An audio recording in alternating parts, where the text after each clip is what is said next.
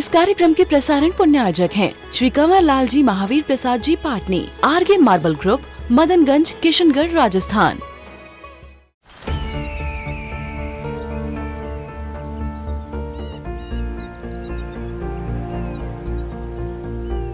जो बनकर मेरा हमसफर आएगा, सिर्फ उसी को फर्क नजर आएगा। शुरू करो, डालो बुनियाद, घर महल नजर आएगा।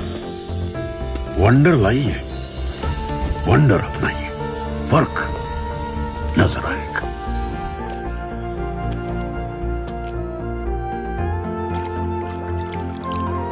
पानी भर लो अंजलि में,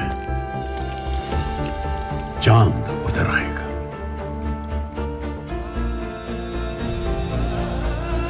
वंडर है ना, वंडर लाइए, फर्क नजर आएगा।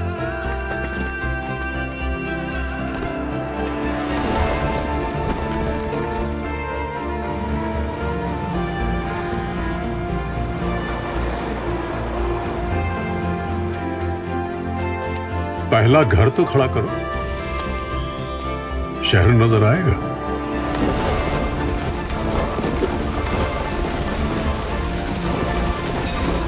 साल बरस और सदी नहीं, एक युग गुजर जाएगा। उम्र न पूछो वंडर की, जब फर्क नजर आएगा। वंडर सीमेंट, फर्क नजर आएगा। नरकाया को सुरपति तरसता है कि सुरकाया को नरपति तरस रहा है? कौन? देवता तरसते हैं मनुष्य बनने के लिए कि मनुष्य तरसता है स्वर्ग जाने के लिए? कौन तरसता? वो तरसता है कि आप तरसते हैं? लगता तो है कि आप ही तरस रहे हो, है ना? आपके मन में ये भावना है, हे भगवान मुझे स्वर्ग का वैभव मिल जाए, मैं स्वर्ग में जाकर के पैदा हो जाऊं। स्वर्ग में जाकर के पैदा भी हो जाएंगे तो वो स्वर्ग में रहने वाला देव जो है तीर्थंकर प्रकृति को नहीं बांध सकता। कौन बांध सकता है? एकमात्र मनुष्य ही बांध सकता है। वह भी कौन सा मनुष्य? भोग भूमि का मनुष्य नहीं, कर्म भूमि का मनुष्य। मनुष्य में भी पुरुष की स्त्री कौन बांध सकता है? तीर्थंकर प्रकृति को बांधने वाला जीव कौन होता है? पुरुष ही होता है, उत्तम सहनन वाला होता है। ऐसा जीव ही श्रुत केवली केवली अथवा तीर्थंकर भगवान की चरण सन्निधि में रह कर के, पाद मूल में रह कर के उस तीर्थंकर प्रकृति को बांधने की शुरुआत कर सकता है। 148 कर्म प्रकृतियां होती हैं और नाम कर्म उसमें एक कर्म होता है, और नाम कर्म के 93 भेद में एक प्रकृति होती सर्वोत्कृष्ट सबसे पुण्यशाली प्रकृति, और वह कहलाती है तीर्थंकर प्रकृति। उससे अच्छी, उससे उत्तम कोई प्रकृति नहीं होती है। वैसे कर्म अपने आप में अच्छे नहीं माने जाते, लेकिन तीर्थंकर प्रकृति एक ऐसी प्रकृति है, वह स्व और पर का कल्याण कराने वाली प्रकृति है। तो एक ऐसा मनुष्य जो भगवान के पाद मूल में बैठ कर के कुछ ऐसी अपनी विशुद्धि बढ़ाता है, ऐसे भाव करता है जिससे तीर्थंकर प्रकृति बनना शुरू हो जाती है। तो उसमें भी कौन सा मनुष्य? कषाय करने वाला? बिल्कुल नहीं। वैर के भाव को रखने वाला, लड़ने भिड़ने वाला? बिल्कुल नहीं। कौन सी भावना को भाने वाला? कौन सी? विशुद्धि के भावों से सहित जो होगा, ऐसा जीव। सम्यक दृष्टि होगा ऐसा जीव, मिथ्या दृष्टि नहीं होगा। लेकिन एक विशेषता है, यह विशेषता समझे, इस तीर्थंकर प्रकृति को मुनि महाराज भी बांध सकते हैं, एलक छुल्लक जी भी बांध सकते हैं, एक प्रतिमाधारी श्रावक भी बांध सकता है, और तो और एक अव्रती श्रावक जिसने कोई व्रत नहीं ली, ऐसा गृहस्थ घर में रहता हुआ भी बांध सकता है, दुकानदारी करते हुए भी बांध सकता है, सेवा करते हुए भी बांध सकता है, श्रेष्ठी होते हुए भी बांध सकता है, इन्हें एक सामान्य घर में रहने वाला व्यक्ति भी बांध सकता है। अब समझना इसकी विशेषता। इस तीर्थंकर प्रकृति को बांधने वाले मुनिराज ही होते हैं ऐसा नहीं है। मुनिराज तो पांचों ही पापों के त्यागी होते हैं। अनंतानुबंधी कषाय प्रत्याख्यानावरण कषाय प्रत्याख्यानावरण चतुष्क 12 कषायों से रहित होते हैं। मात्र संजलन कषाय का जिनका मंद उदय आदि चलता है वे मुनिराज ही बांधते हैं ऐसा नहीं। एक सामान्य श्रावक जिसने प्रतिमा भी नहीं ली है, जिसने व्रत भी नहीं लिए हैं, ऐसा व्यक्ति भी बांध सकता है। बस ये जब हमें पता चलता है, आपको पता चलता है, तो आपको सोचना चाहिए कि आप कितनी लंबी छलांग लगा सकते हैं। भले ही इस भाव में आप श्रावक हो, इस भाव में आप गृहस्थ हो, लेकिन इतनी लंबी छलांग लगा सकते हो, इतनी लंबी छलांग लगा सकते हो कि आने वाले तीसरे भाव में अथवा चौथे भाव में आप उस तीर्थंकर के पद को भी पा सकते हो।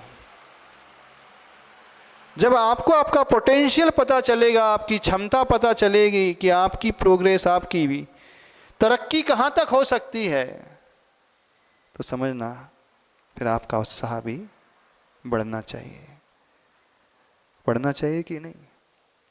अब एक प्रश्न आता है, हाँ पंचम काल में तीर्थंकर प्रकृति बनती है कि नहीं।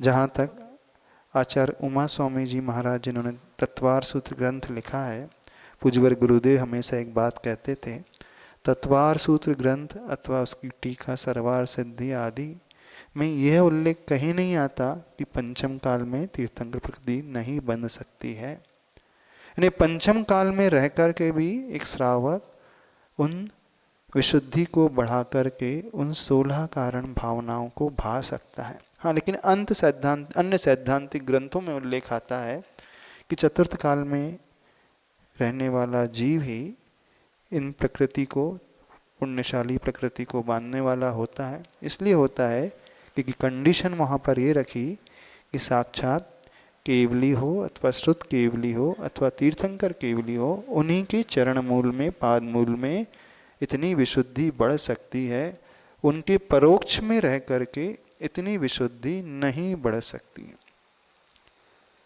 तो यदि हम उस मत को माने कि ठीक है पंचम काल में तो केवली भगवान मिलेंगे नहीं, लेकिन स्थापना निक्षेप के तीर्थंकर भगवान तो हमें मिल रहे हैं, स्थापना निक्षेप के केवली भगवान मिल रहे हैं, तो आज भी यदि हम ऐसी विशुद्धि बढ़ाएं, आप ऐसी विशुद्धि बढ़ाओ, तो एक संस्कार का बीजारोपण आज से ही प्रारंभ हो जाएगा। और यहां से संस्कार का बीजारोपण प्रारंभ हो गया तो आने वाले भाव में आपको फर्स्ट चांस मिलेगा, फर्स्ट प्रेफरेंस मिलेगा। क्यों? क्योंकि आपने पहले से प्रैक्टिस की है, पहले से अभ्यास किया है, पहले से विशुद्धि को बढ़ाने की भावना अपने मन में लाई है। तो जो दिट्ठी मग्गो होता है, ने धवला ग्रंथ में एक बड़ा अच्छा शब्द आता है, दिट्ठी मग्गो, प्राकृत में आता है। दिट्ठी मग्गो का अर्थ है जिसने, मग्ग का अर्थ है मार्ग, दिट्ठी यानी देखा है, यानी जिसने पूर्व में ही मार्ग को देख लिया है, जो रास्ते से पहले से ही परिचित होता है, तो वह भटकेगा नहीं, वह सबसे पहले उस मार्ग में चलने वाला हो जाएगा। मान लीजिए आप किसी यात्रा में जा रहे हैं, साउथ की ही यात्रा करना है। एक वह व्यक्ति है जिसने कभी साउथ की यात्रा नहीं की और एक वह व्यक्ति जिसने पहले देखा है, पहले उस रास्ते पे वो चला है ऑलरेडी। तो कौन इजीली ट्रेवल कर पाएगा? जिससे पहले से ही परिचय प्राप्त है, तो वो भटकेगा नहीं। हाँ, लेकिन जो नया नया आ रहा है उसकी भटकने की संभावना अधिक रहती है। तो जो दिट्ठी मग्गो होता है, अर्थात जिसका पूर्व का अभ्यास होता है, पूर्व में ही जिसने ऐसी प्रैक्टिस की है, तो उसके चांसेस सर्वप्रथम होते हैं कि वह उस रास्ते को आसानी से पार कर लेगा। तो भले ही डायरेक्ट आज हमारे सामने वे तीर्थंकर भगवान नहीं, केवली भगवान नहीं है, पर उनकी अनुपस्थिति में, उनके परोक्ष रहते हुए भी स्थापना निक्षेप के तीर्थंकर भगवान हैं। तो आज भी हम यदि वैसी भावना भाएं, कौन सी भावना? उन 16 कारण भावनाओं को भाएं, तो हमारे भीतर एक संस्कार पड़ना शुरू हो जाएगा और आने वाले भाव में ये संस्कार अवश्य काम करेगा।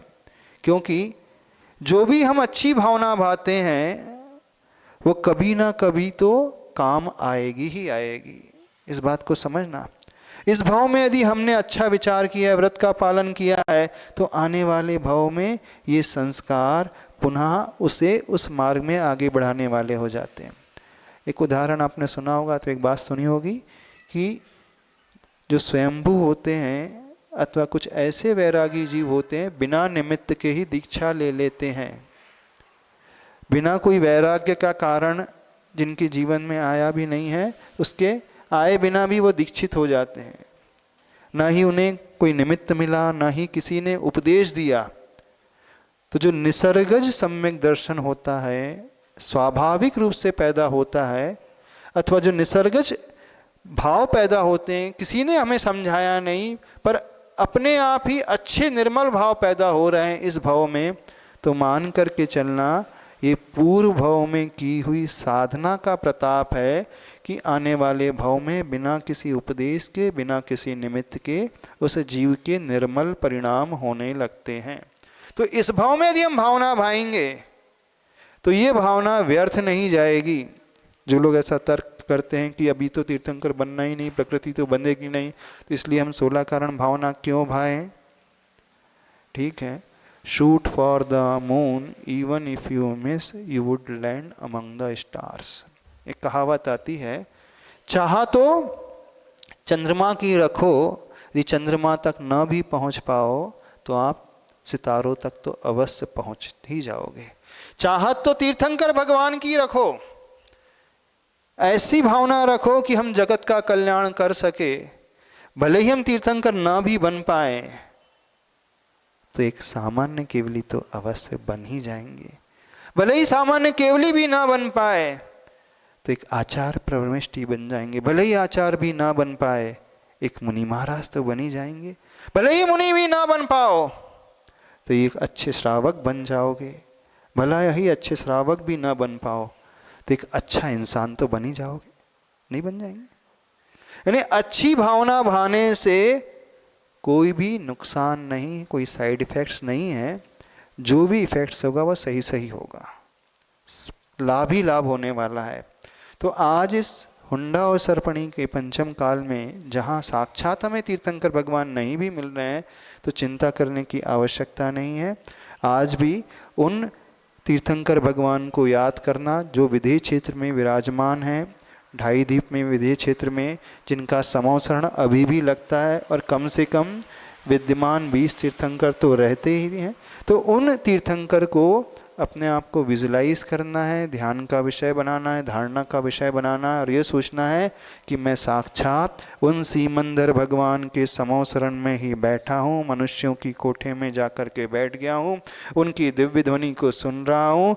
महावीर भगवान की प्रतिमा को देखते हुए यह धारणा बनाना, आदिनाथ भगवान की प्रतिमा के दर्शन करते हुए धारणा बनाना कि मैं उस विदेह क्षेत्र में सीमंदर भगवान के समोसरण में बैठ करके ही इन निर्मल भावनाओं को भा रहा हूँ। तो विशुद्धि कई गुना बढ़ेगी और परिणामों में निर्मलता आएगी, कषायों की मंदता होगी और शुभ पुण्य प्रकृति का ही आश्रय होगा। तो आज परोक्ष में रहते हुए भावना भानना चाहिए और हर एक व्यक्ति को भाना चाहिए और ये श्रावक भी भा सकता है। तो उसी को लक्ष्य में रख करके ये 16 कारण पर्व शुरू हो रहे हैं। तो वह जीव कौन सी भावना भाता है? तो इन 16 भावनाओं को भाने वाला होता है।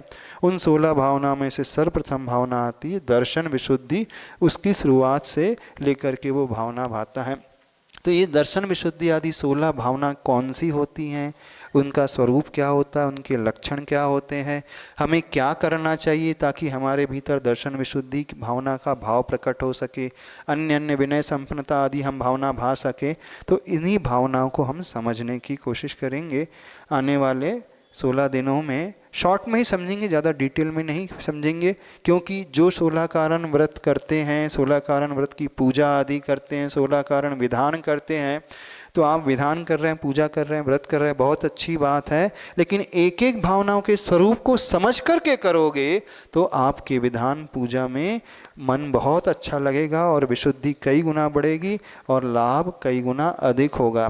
तो ये सबसे महत्वपूर्ण भावना है 16 कारण भावना।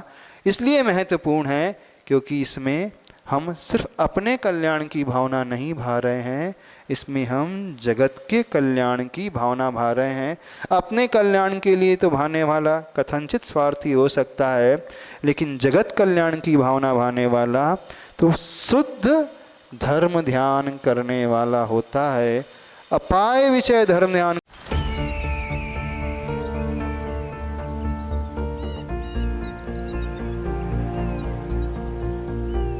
जो बनकर मेरा हमसफर आएगा, सिर्फ उसी को फर्क नजर आएगा। शुरू करो, डालो बुनियाद, घर महल नजर आएगा। वंडर लाइए, वंडर अपनाइए, फर्क नजर आएगा।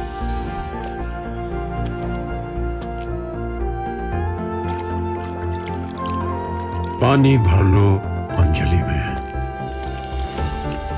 चांद उतर आएगा।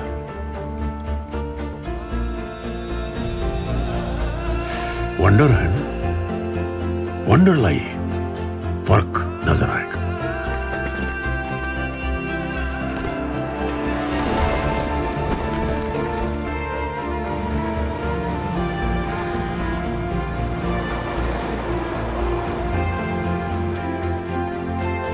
पहला घर तो खड़ा करो,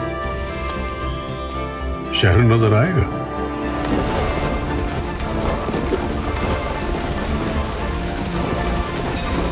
साल बरस और सदी नहीं, एक युग गुजर जाएगा। उम्र न पूछो वंडर की, जब फर्क नजर आएगा। वंडर सीमेंट, फर्क नजर आएगा। इस कार्यक्रम के प्रसारण पुण्यार्जक हैं श्री कंवर लाल जी महावीर प्रसाद जी पाटनी, आरगे मार्बल ग्रुप, मदनगंज, किशनगढ़, राजस्थान।